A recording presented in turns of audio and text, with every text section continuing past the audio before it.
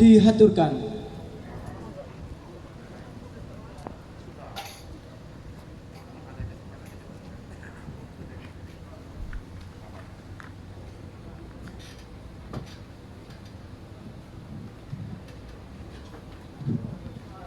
Assalamualaikum warahmatullahi wabarakatuh. Bismillahirrahmanirrahim. Alhamdulillahil qail fi kitabihil aziz. Inna fatahna laka fatham mubina liyaghfir lakallahu ma taqaddama min dhanbik wa ma ta'akhkhara wa yutimma ni'matahu 'alaika wa yansurakallahu nasran aziza.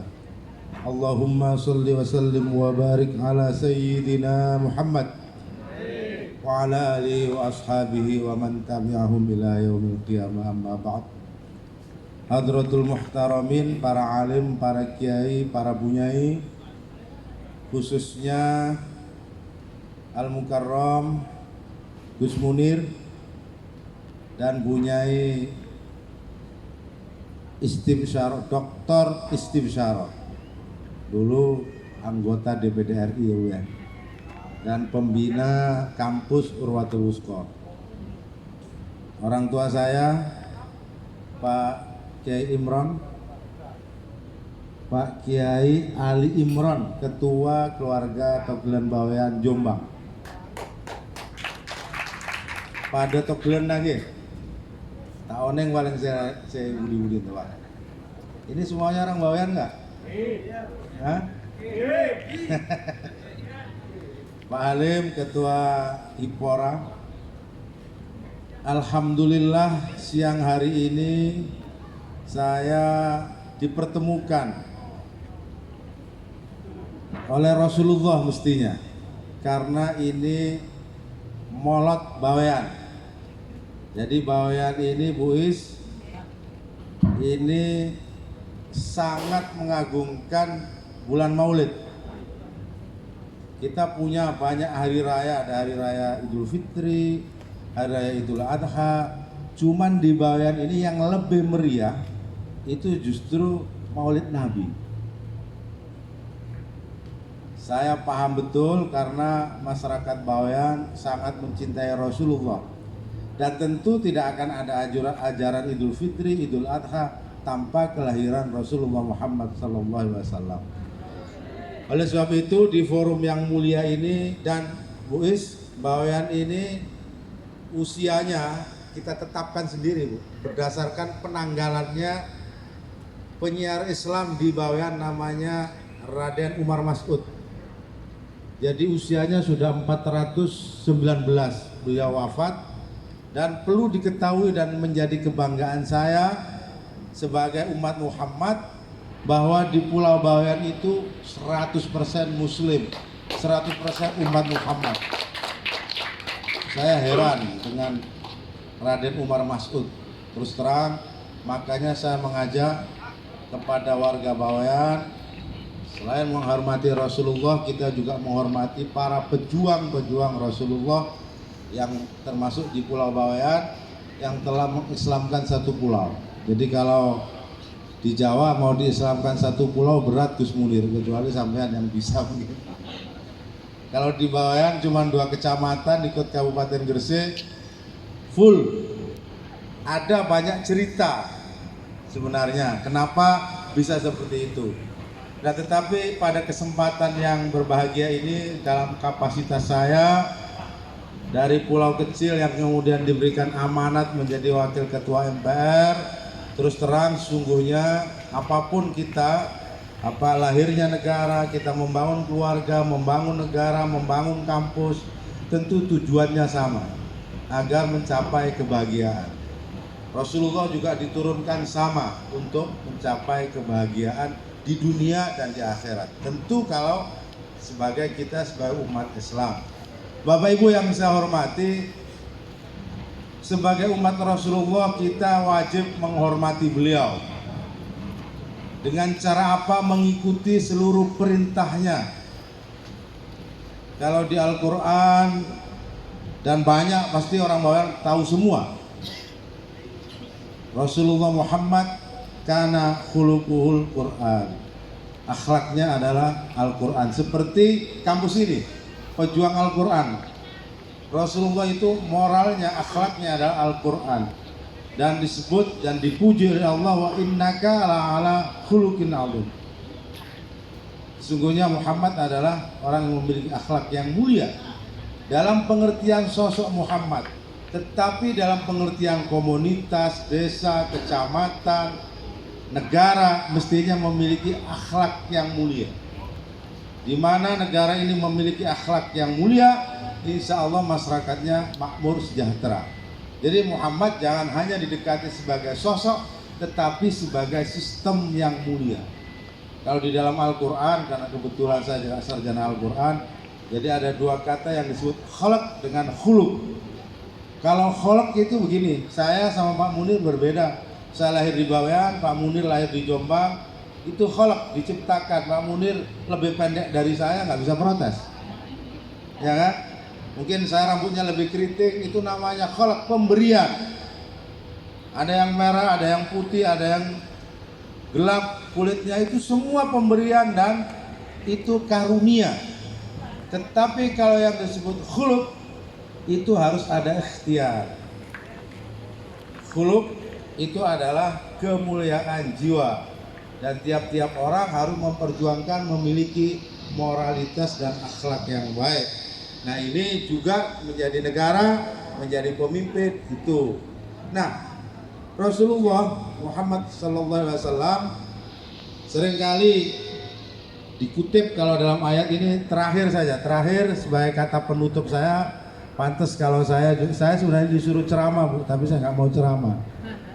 Bu Is saya yang ceramah, saya MPR.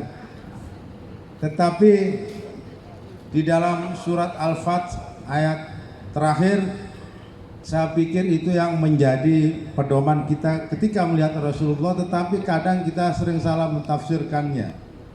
Muhammadur Rasulullah asyidda'u 'alal kuffar ruhama'u bainahum. Muhammad itu utusan Allah yang memiliki jiwa asyidda 'alal kuffar, keras, tegas kepada orang-orang kafir. Seringkali disebutnya orang kafir itu di luar kita. Kafir di sini adalah orang-orang yang menolak kebenaran,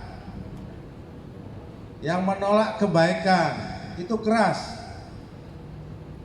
Asyiddau 'alal kuffar, kalau dalam pengertian umum fikih kafir itu non muslim. Tapi dalam pengertian etika dan moral, kafir itu orang atau kelompok yang menolak kebenaran, menolak kebaikan. Itu keras Rasulullah. Ruhama'u bainahum, berkasih sayang di antara kita semua. Jadi itu salah satu watak dari Rasulullah. Nah, di dalam ayat selanjutnya dikatakan simahum fi wujuhihim min atharis sujud. Selalu di dalam wajahnya itu tampak bekas-bekas sujudnya. Jadi kita kira kalau bekas sujud itu mungkin yang hitam ininya begitu. Itu kalau dalam pengertian sosok mungkin saja karena sering sujud sininya hitam. Tetapi yang disebut masyarakat yang bersujud adalah masyarakat yang berketuhanan. Jadi selalu tampak, apakah dia pemimpin, apakah dia sistem, apakah dia negara, itu tampak kebertuhanannya. Jadi selalu ada visi ketuhanannya. Kayak kampus ini ada visi ketuhanannya, dan negara ini juga ada visi ketuhanannya yang disebut dalam Pancasila ketuhanan yang Maha Esa. Tetapi terkadang tidak terlalu nampak. Nah, dan pada diri Rasulullah tampak wujud bekas sujudnya, itu beliau adalah sosok. Kalau kita ya, kalau dan ini banyak diceritakan, Rasulullah itu disebutnya Bassam. Bassam itu apa ya? Tersenyum. Wajahnya itu seperti tersenyum terus. Kalau bahasa Jawanya apa? Sumah ya, Bu. Sumringah. Jadi umat Rasulullah minimal kalau kita nggak bisa ngikuti semua ajarannya, minimal wajahnya itu basam, wajahnya itu tampak tersenyum. Selalu Rasulullah dimanapun dalam keadaan apapun, Rasulullah selalu wajahnya itu tampak tersenyum. Dan seperti sahabat-sahabat saya, para tukulun saya yang ada di sini, ini wajahnya selalu tampak tersenyum. Biasanya kita kena masalah sedikit, kita langsung berubah raut muka kita. Dan Rasulullah selalu mempertahankan yang disebut tersenyum. Nah, saya dan kita sebagai bangsa ini sebenarnya tujuannya ingin seluruh bangsa ini tersenyum. Cuman biasanya senyum itu selalu dikaitkan dengan kalau punya uang banyak baru bisa tersenyum. Kalau kita memiliki fasilitas baru bisa tersenyum. Rasulullah dia selalu tampak wajahnya tersenyum.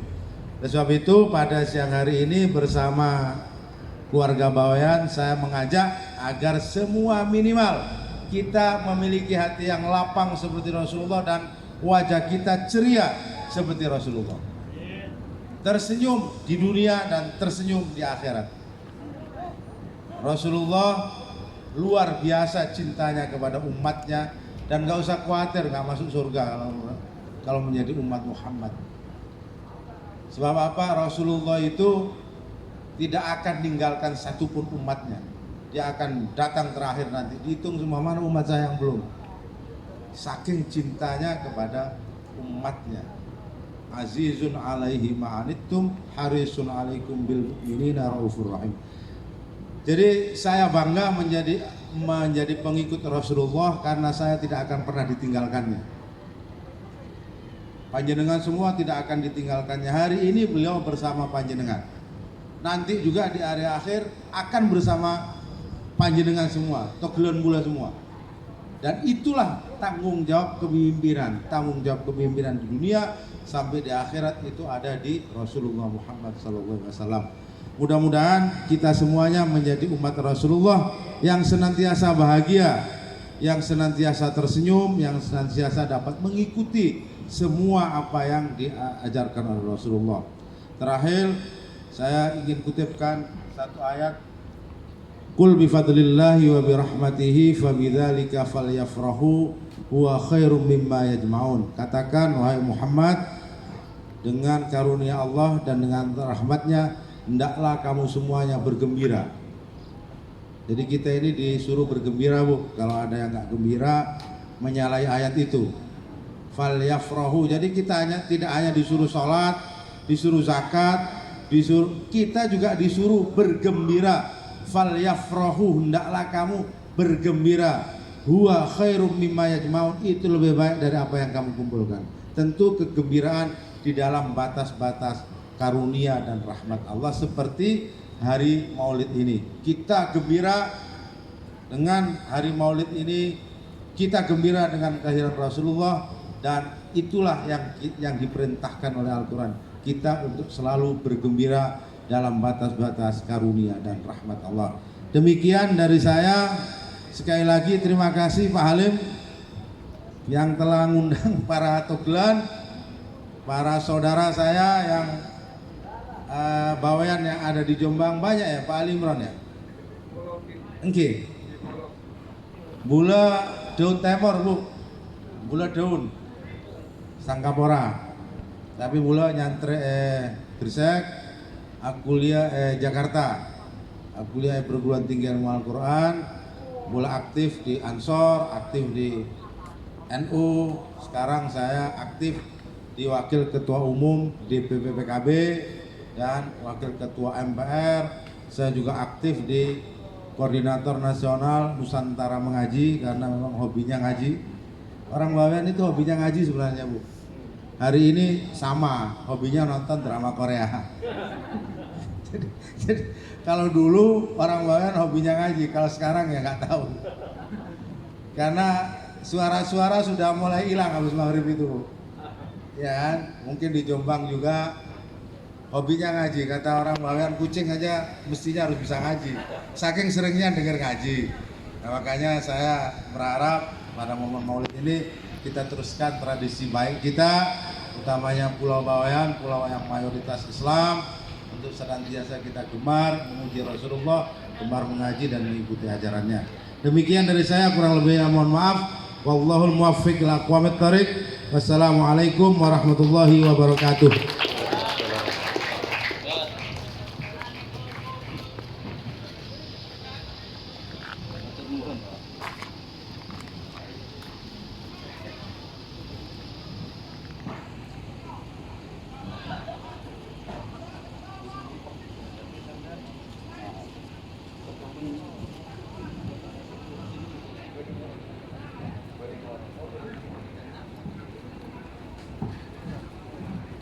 Kepada Bapak Dr. Haji Jazilul Fawaid SQ MA disampaikan terima kasih.